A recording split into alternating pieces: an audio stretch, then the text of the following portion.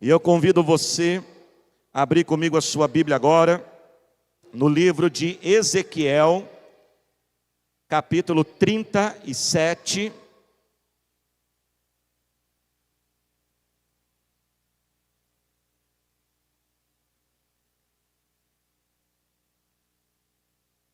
Ezequiel, capítulo 37, versículo 1 ao versículo 10. Pai, fala conosco através da sua palavra, não aquilo que nós gostaríamos de ouvir, mas o que nós precisamos ouvir. E nós repreendemos agora toda obra do nosso inimigo, Pai, que quer nos atrapalhar, em nome de Jesus. Amém. Ezequiel, capítulo 37, versículo 1, diz o seguinte: a mão do Senhor estava sobre mim, e por seu espírito ele me levou a um vale cheio de ossos. Ele me levou de um lado para o outro, e pude ver que era enorme o número de ossos no vale, e que os ossos estavam muito secos. Ele me perguntou: filho do homem, esses ossos poderão tornar a viver? Eu respondi: ó soberano Senhor, só tu o sabes. Então ele me disse: profetize a esses ossos e diga-lhes: ossos secos, ouçam a palavra do Senhor. Assim diz o Senhor, o soberano, a estes ossos: farei um espírito entrar em vocês, e vocês terão vida. Porei tendões em vocês, e farei aparecer carne sobre vocês, e os cobrirei com pele. Porei um espírito em vocês, e vocês terão vida. Então vocês saberão que eu sou o Senhor. E eu profetizei conforme a ordem recebida, e enquanto profetizava, houve um barulho, um som de chocalho, e os ossos se juntaram osso com osso. Olhei, e os ossos foram cobertos de tendões e de carne, e depois de pele, mas não havia espírito neles. A seguir ele me disse: profetize ao espírito, profetize, filho do homem, e diga-lhe: assim diz o Senhor, o soberano Senhor: venha desde os quatro ventos, ó Espírito, e sopre dentro desses mortos para que vivam. Profetizei conforme a ordem recebida, e o Espírito entrou neles, e eles receberam vida, e se puseram de pé, e era um exército enorme. Levante a sua mão e diga comigo assim: o Espírito de Deus entrou naquele lugar, e se levantou um grande exército. Cadê os soldados e as soldadas do Senhor Jesus? Cadê o exército de Deus aqui nessa terra? Amém? Posso ouvir glória a Deus? Amém? Irmãos, esse texto, quando o profeta Ezequiel, ele na verdade, ele tem mais do que uma simples visão, um simples sonho. Ele tem algo que nós chamamos como um arrebatamento, que é algo ainda mais profundo. E nessa visão que o profeta Ezequiel ele teve, essa visão ela tem dois grandes significados. Quantos significados, igreja? Dois. O primeiro significado dessa visão de Ezequiel nós chamamos que é uma visão escatológica. Ela fala acerca do final dos tempos. Esse vale de ossos secos que volta a ter vida e se torna um exército. A Bíblia está falando aqui sobre Israel. Os ossos que estavam se espalhados simboliza o povo de Israel que se espalhou. Por que, pastor, o povo de Israel se espalhou? Presta atenção nisso. O povo de Israel, irmãos, ele viveu algo que nós chamamos o ciclo da derrota. Diga comigo assim: o ciclo da derrota.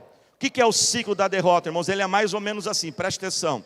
O ciclo da derrota é dessa forma: a pessoa ela está lá bem, ela está lá em cima, as coisas estão indo bem, Deus está abençoando ela. Mas um problema que acontece é que muitas pessoas, quando Deus começa a abençoá-las, elas agora ficam ocupadas demais para Deus, porque as próprias bênçãos que Deus dá para ela, afasta ela de Deus.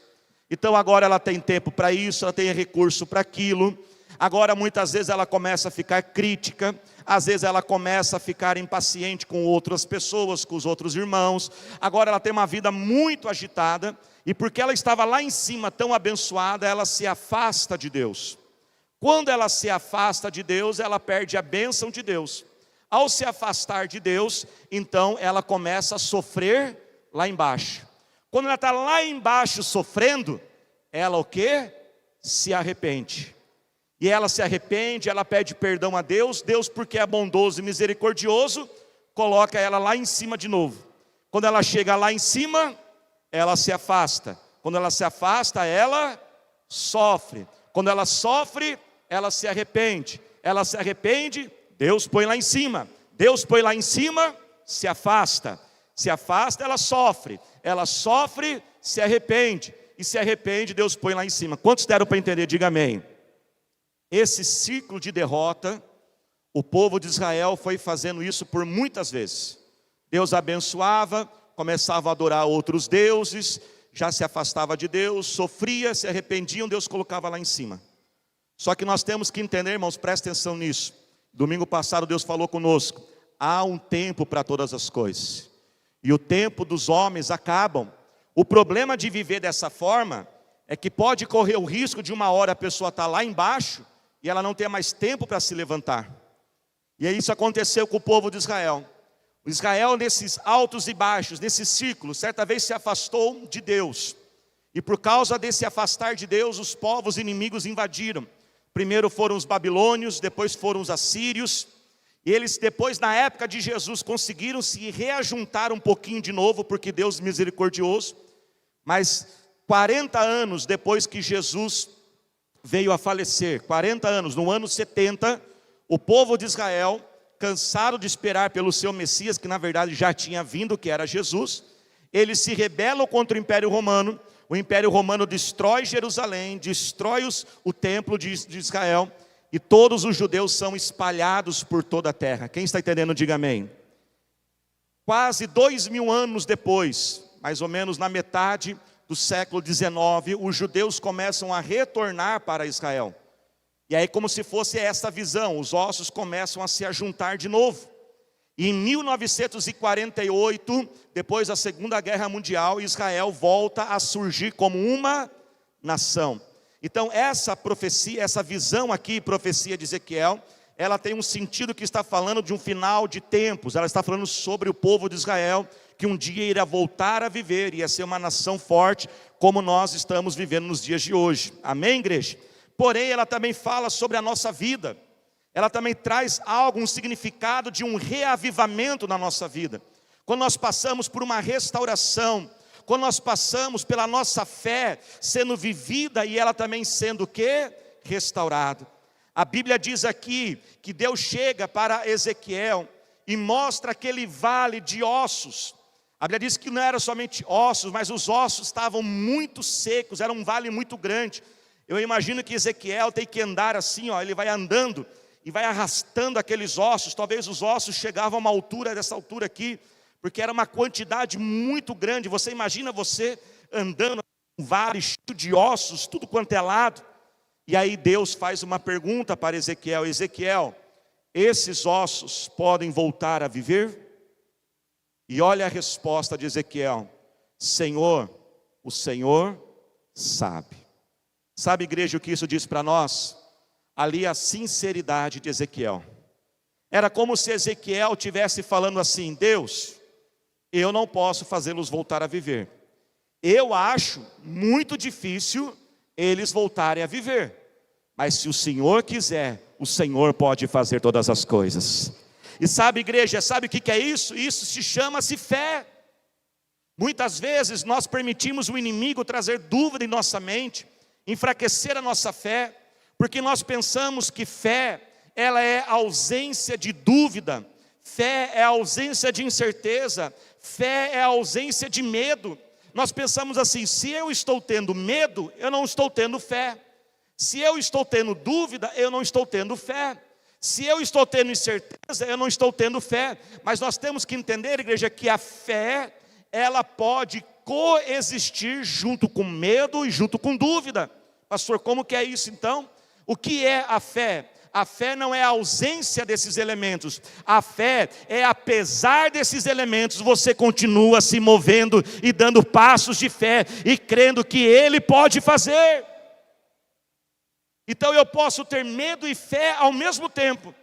Eu estou com medo, mas eu posso agora, apesar daquele medo, eu continuo me movimentando, eu continuo dando os passos e eu continuo crendo que Ele pode fazer. Deus aceitou a honestidade de Ezequiel. Ezequiel foi sincero e falou assim: Deus, é muito impossível esses ossos voltarem a viver, mas se o Senhor quiser, o Senhor pode fazer. E como que nós podemos ver que Ezequiel teve fé, apesar de ter dúvida que poderia acontecer? Então Deus dá uma ordem para Ezequiel, uma ordem bizarra, uma ordem esquisita demais. Deus fala assim: Ezequiel, está vendo esses ossos secos aqui? Começa a profetizar sobre eles. Gente, você já imaginou alguém vendo de longe a cena? Ezequiel está passando e começa a falar com ossos. E a primeira coisa que a gente vai perguntar: mas osso tem ouvido? Osso ele escuta? Nem vivo ele está, ainda era um osso muito seco. E eu imagino Ezequiel passando e falando assim: tenha vida, volte a viver, volte a viver, volte a viver, volte a viver, receba o poder de Deus. Isso é fé. Ele foi fazendo, ele foi declarando e crendo que o Senhor poderia realizar. Muitas vezes nós estamos no meio de vale de ossos secos. Às vezes a gente parece que sente aquela sequidão na vida, não é assim mesmo? Às vezes a gente está até fazendo as coisas, mas lá dentro estamos secos, estamos mortos. Essa semana um vídeo viralizou na internet de uma mulher que levou um morto para fazer um empréstimo. E ali, olha que coisa, né, bizarra também, coisa interessante. Mas quando eu leio aquilo, eu falei: esse é o reflexo da nossa sociedade. É assim a sociedade. Parece que está vivo, mas está o quê? Morto. Nós estamos tão acostumados a ver pessoas daquele jeito que as pessoas nem estranharam, não é mesmo? A gente está tão acostumado a ver as pessoas desanimadas, ver as pessoas assim cabisbaixas. Quantos ali passaram na frente daquele homem morto e nem reconheceram que ele estava morto? E essa é uma realidade que muitas vezes estamos vivendo. Às vezes nós estamos ali por fora fazendo as coisas, como aquele homem, tentando empréstimo, trabalhando, pagando conta, acordando cedo. Mas quantas vezes lá dentro de nós estamos o quê? Mortos. Quantas vezes seca o nosso casamento, aquele amor, aquela alegria. Talvez o casal está até junto, não se separaram, mas já não tem mais aquele brilho nos olhos. Às vezes não servia a obra de Deus, perdemos aquele brilho. Às vezes estamos secos daquela alegria, daquele ânimo dentro de nós. Estamos fazendo como um zumbi. O zumbi é o quê? O morto vivo. Como a gente viu aquele vídeo, é o morto vivo. Está fazendo, mas não tem vida. Deixa eu perguntar: como que está a vida dentro de você? Como que está a vida no teu lar? Como que está a vida no teu casamento? E que Deus falou ali para Ezequiel: profetiza sobre a morte, profetize sobre aquilo que está seco. E ali Ezequiel, mesmo talvez com dúvidas, ele continuou fazendo aquilo que Deus mandou. Igreja, preste atenção nisso: há um poder em nossas palavras. Quando Deus criou este mundo, Ele criou pelo poder da sua palavra. Ele já estava mostrando para nós: a palavra tem poder de criar. Através da palavra você pode criar vida, ou você pode trazer morte. O livro de Provérbios 18, 21 fala o seguinte: a língua tem poder sobre a morte, sobre a vida e a morte. Quem sabe usá-la vai ter um grande futuro. O que você tem declarado sobre a sua vida? Quanto mais você ficar falando: sou fraco, mais fraco você vai ser. Quanto mais você fica falando: eu estou cansado, mais cansado você vai ficar. Quanto mais você ficar falando assim: casei errado, mais vai dar errado o teu casamento. Quanto mais você ficar falando: eu não vou dar conta disso, mais fraco você vai ficar. Veja bem, presta atenção: existe uma diferença entre você estar numa conversa, num aconselhamento e abrir o coração, amém, gente? Você desabafar, você falar com Deus na oração: Deus, eu estou cansado. Isso é uma coisa, mas sabe o que Deus está falando conosco aqui? Sobre, igual Ezequiel, andando pelo vale, ou seja, no dia a dia da vida. Não fique falando, pelo contrário, a Bíblia diz: diga ao fraco: eu sou forte. Fala que eu sou forte. O que hoje você precisa usar a tua fé e começar a abrir e declarar a tua boca e profetizar vida. Comece a declarar: eu sou forte, em Cristo Jesus eu sou capaz, eu declaro saúde, esse casamento vai durar, meus filhos pertencem ao Senhor Jesus, eu vou me levantar hoje, vai ser um dia produtivo, as portas estão se abrindo, porque no mundo espiritual tudo tem ouvido, tudo tem ouvido. Jesus falou: fala com a montanha, sai daqui e vai para lá. Qual é a montanha que você tem que declarar hoje? Tristeza, sai do meu coração. Desânimo, sai de dentro de mim. As amarras que estão segurando o meu crescimento profissional, sai da minha frente. Jesus falou isso, fala com a montanha.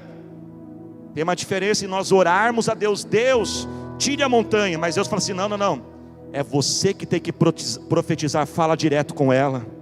Jesus chegou para a tempestade. Tempestade tem ouvido? No mundo natural não, mas no espiritual tem. E Jesus falou assim: tempestade, pare agora em nome de Jesus. Comece a declarar vida. Mas preste atenção nisso, não é declarar palavras positivas, não é declarar palavras de efeito. O versículo 7 fala o seguinte: Ezequiel falou assim: eu profetizei conforme a ordem recebida. O que Ezequiel profetizou sobre aqueles ossos? Ele não profetizou palavras positivas, ele profetizou a palavra recebida.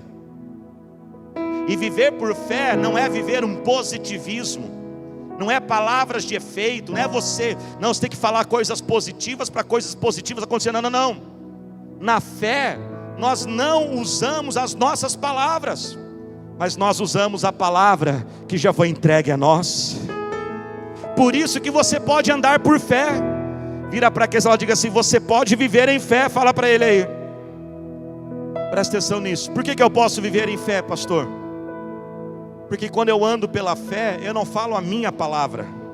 A minha palavra está cheia de medo, a minha palavra tem desânimo, a minha palavra não acredita. Mas quando eu começo a profetizar sobre os ossos, eu profetizo aquilo que Ele diz, e se Ele falou, Ele é fiel para cumprir sua palavra. E Ele começa a dizer: tudo eu posso naquele que me fortalece. Lá dentro eu acho que eu não consigo, lá dentro eu estou com medo, mas a minha boca solta a palavra de Deus. E a palavra de Deus diz que naquela cruz Ele levou toda a minha enfermidade, e o castigo que me traz a paz está sobre Ele. E hoje eu posso orar e eu posso ver o Senhor curando. Nessa semana uma irmã nos visitou, pois ela vai contar o testemunho com 2 exames. O exame com os nódulos apresentando, e o outro exame sem nada mais naquele exame, totalmente liberta. Pastor, qual foi o tratamento? Qual foi a cirurgia? Foi o poder do Senhor Jesus, o médico dos médicos. Continue profetizando, continue declarando, mas não declare aquilo que você acredita, declare aquilo que a palavra de Deus diz. O nosso Deus diz em Filipenses 1,6, tome posse dessa palavra: eu sou fiel e justo para terminar tudo aquilo que eu começo. Porque a boa obra que Ele começa, Ele é fiel para terminar. Nada na sua vida vai ficar pela metade. Deus não tira do deserto, do Egito para morrer no deserto. Ele leva até a terra prometida e faz a gente atravessar o mar em terra seca. Se coloque de pé glorificando ao Senhor Jesus. Terceira atitude de Ezequiel: ele profetizou, mas não profetizou suas palavras, ele profetizou segundo a palavra de Deus. Mas você percebeu aqui que esse milagre ele acontece em partes? Porque na primeira vez que Ezequiel profetiza, o milagre já começa a acontecer. Presta atenção nisso. Os ossos começam a se juntar, osso com osso. Depois cresce os tendões. Depois vem o músculo. Depois vem a pele. Mas eles ainda não têm vida. Era como se fossem pessoas assim mortas, deitadas no chão. Aí Deus chama Ezequiel e fala assim: Ezequiel, profetiza uma segunda vez. E agora você vai profetizar diferente. Agora você vai chamar o sopro de Deus. Você vai chamar o vento de Deus. Há milagres, irmãos, que Deus vai fazendo por etapas. Por que Deus faz isso? Porque Ele é Deus e Ele sabe o que faz. Ele é Deus e Ele sabe o que faz. Tem milagres que você precisa ser preparado para recebê-lo. Então, enquanto Ele está preparando o milagre, Ele está preparando você também. Tem milagres que Ele está preparando as circunstâncias ao seu redor, para que haja condições de viver o milagre. Por exemplo, Davi recebeu a unção para ser rei. Virou rei no mesmo dia? Não. Deus passou um tempo preparando Davi. Mas depois que Davi já estava pronto, aí Deus permitiu Golias, porque precisava criar um cenário. Precisava as coisas que estavam ao redor de Davi serem preparadas para receber Davi. Então Deus, Ele está trabalhando no milagre. Você pode dar glória a Deus por isso? Deus está trabalhando em você. Deus está trabalhando no seu entorno. Por isso que Deus vai trabalhando os processos nas etapas. Deus vai usando. Deus, Ele usa a vida das pessoas como instrumento. Deus usa também a medicina como instrumento. A Bíblia diz que Jesus não é o único médico. E quem tem sonho aqui da área de medicina, Jesus não é o único médico. A Bíblia não fala que Jesus é o médico. A Bíblia fala que Ele é o médico dos médicos. Ou seja, todos os médicos fazem parte da equipe de Jesus. Enfermeiros, técnicos de enfermagem, são instrumentos. Porque essa é a essência de Deus. Depois que aquele exército foi formado, Ezequiel profetizou, e o Espírito Santo veio. Presta atenção, Ezequiel não sabia, mas só depois ele pôde perceber. Se formou o quê? Um grande exército. E esta, irmãos, é a essência da vida cristã. Nós temos que entender que de uma certa forma nós vamos ser ovelhas para o resto da vida, sempre ovelhas de Jesus. Mas nós também temos que entender que nós também somos ovelhas, mas também somos um exército do Senhor. Deus te levantou para curar outras pessoas. Eu posso ouvir glória a Deus? Deus te levantou para restaurar a vida de outras pessoas.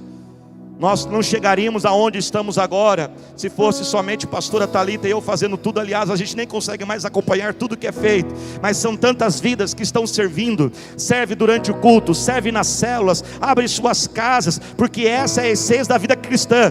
Deus te cura para curar os outros. Eu vou repetir: Deus te cura para curar os outros. Sim, nós vamos precisar receber a vida inteira, mas nós temos que ser ao mesmo tempo a ovelha, ao mesmo tempo um soldado e uma soldada deste exército. Por isso, nesta manhã, se levante. Ao nós estarmos encerrando esse jejum da vitória hoje, pastor, o meu milagre não aconteceu. Continua orando, continua perseverando. Pode não ter ainda sido visto, talvez não ainda chegou no mundo natural, mas pode ter certeza, as tuas orações e o teu jejum nesses 21 dias, Ele já avançou o milagre na sua vida. Avançou o milagre nas regiões celestiais, avançou na sua vida, avançou Deus preparando as condições para o milagre. E eu creio que neste momento, o Espírito Santo está vindo aqui sobre este lugar. E Ele está vindo aqui para ser derramado sobre você. E aonde tem havido morte, aonde tem havido tristeza, alguns vão receber uma porção de alegria do Senhor agora. Alguns vão receber nesse momento um ânimo, uma força, uma disposição, porque o Espírito de Deus, Ele vem, e aonde Ele vem, Ele toma conta deste lugar.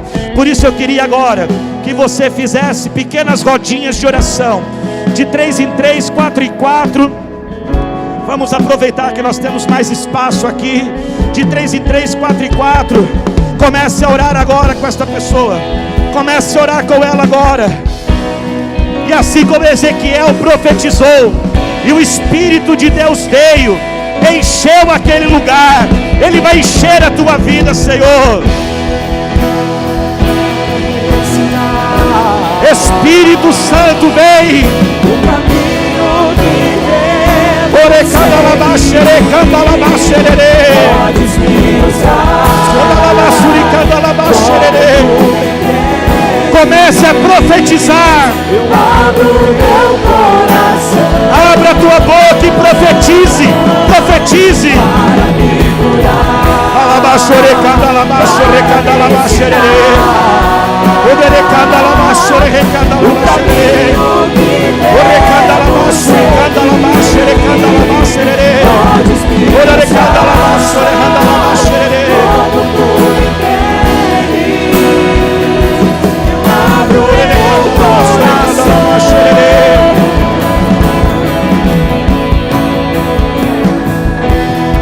Continue orando.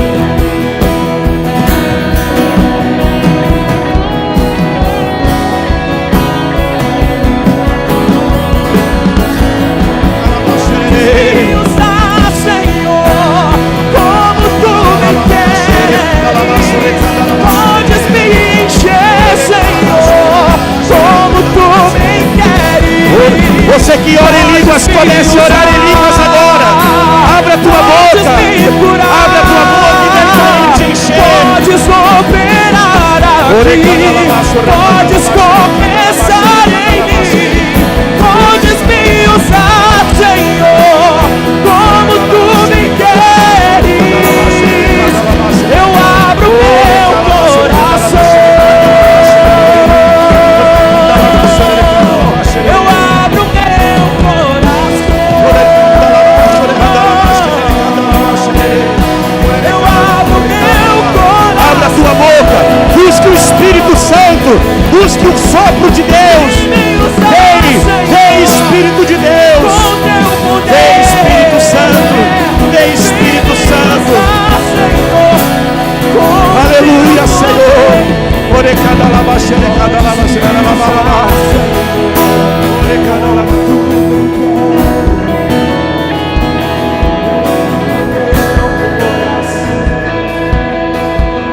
Aleluia, aleluia, aleluia, aleluia, aleluia. Levante as suas mãos agora. Solte as suas mãos. Você pode pedir para Ele inundar esse lugar, o teu coração. É o desejo.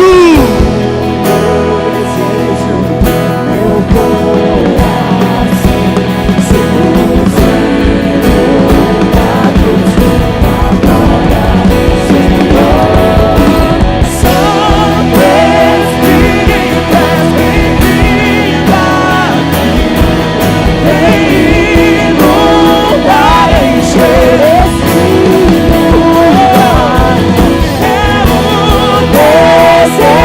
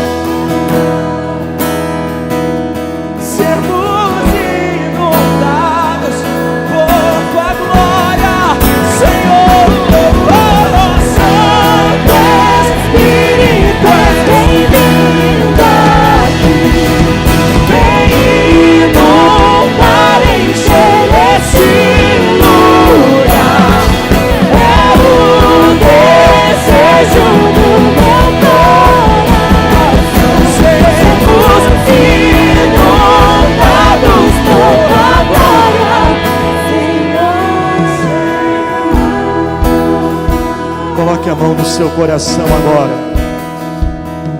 Enquanto eu estiver orando, você vai dizendo: eu recebo, eu recebo. Senhor, meu Deus, eterno Pai, assim como Ezequiel profetizou, Pai, Senhor, nesta autoridade do Teu Espírito, eu profetizo sobre a vida dos Teus filhos agora.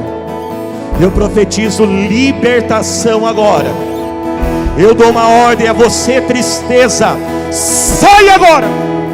Saia toda tristeza. Aquele que se sente seco, aquele que sente: eu não tenho mais força, toda a sequidão vai saindo agora. Saia todo desânimo, saia todo desânimo, saia agora toda depressão. Eu expulso você, depressão. Eu te dou uma ordem: saia, saia toda angústia, saia todo medo agora. Eu repreendo agora, vai saindo em nome de Jesus. Senhor, ó Pai, toda crise de ansiedade, toda crise de ansiedade, Pai, Senhor, nós vamos planejar o futuro, esperamos coisas boas do futuro, mas vamos viver o hoje, a alegria do hoje. Todo medo do futuro vai saindo agora.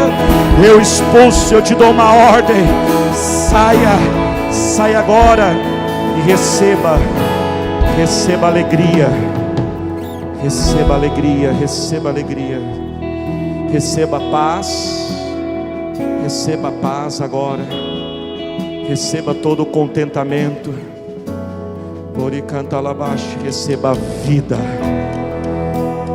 Casamentos que estão aqui, recebam o amor de volta, recebam o romantismo. Jovens, recebam força para ir atrás dos sonhos. Eu declaro força, força, força. Receba força. Receba agora pensamentos organizados, pensamentos que vêm do alto. Toda mente confusa sai agora em nome de Jesus. Eu profetizo vida. Receba vida, receba vida agora. Deus levanta um exército.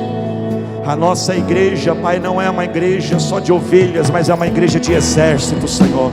Amor pelas almas, receba o amor pelas almas, um amor em servir, um amor e a paixão para dizer: eis-me aqui, usa a minha vida, Senhor, usa a minha vida para curar outros, Pai.